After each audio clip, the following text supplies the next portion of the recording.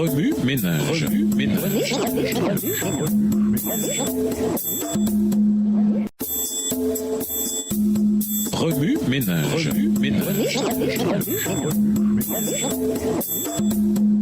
Bienvenue dans votre émission. Remue ménage. Nous voilà à la leçon de lundi. Anxiété à l'aéroport.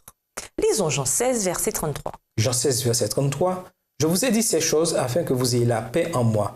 Vous aurez des tribulations dans le monde, mais prenez courage, j'ai vaincu le monde. Un jour, alors que j'attendais mon vol à l'aéroport, j'ai remarqué une gentille dame. Comme elle semblait être seule, j'ai décidé de me présenter.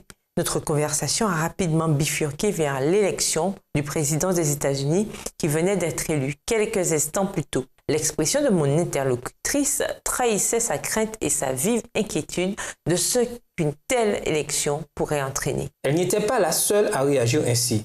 J'en ai vu d'autres pleurer, serrer les poings ou être carrément sous le choc suite à l'élection de ce nouveau venu en politique.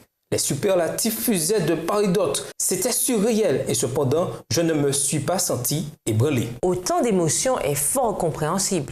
Notre monde semble tellement peu sûr, tellement sur la corde raide, sur le point de se renverser, qu'au final, des réactions intenses se seraient produites, quel que soit le résultat de l'élection.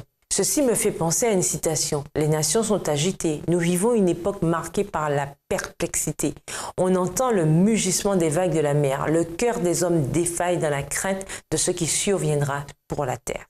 Au cours des 30 dernières années, nous avons été témoins de la chute de l'Union soviétique, de nombreux conflits au Moyen-Orient, du 11 septembre, de fusillades dans des écoles et de changements culturels depuis le rôle du genre jusqu'aux relations raciales. Honnêtement, tous nos chrétiens devraient être effrayés.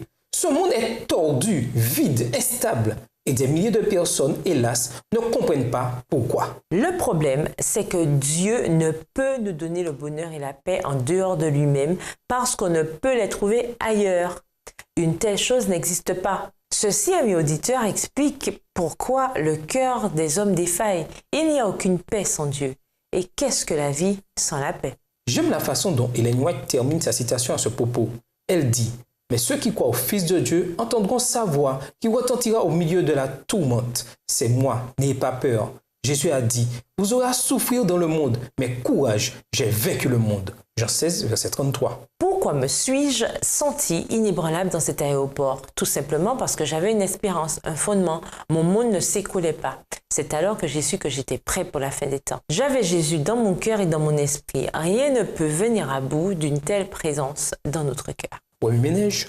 Comment décrivez-vous la réaction instinctive générale lorsque le sujet de la fin des temps est abordé? Considérez les versets suivants. Jean 16, verset 33, Psaume 27, verset 1, 1 Corinthiens 10, verset 13, Deutéronome 31, verset 6 et Apocalypse 12, verset 11. À votre avis, en quoi la connaissance de ce qui se produira à la fin des temps peut-elle être une bénédiction pour vous? Au revoir. Et à demain si Dieu veut. Remue ménage.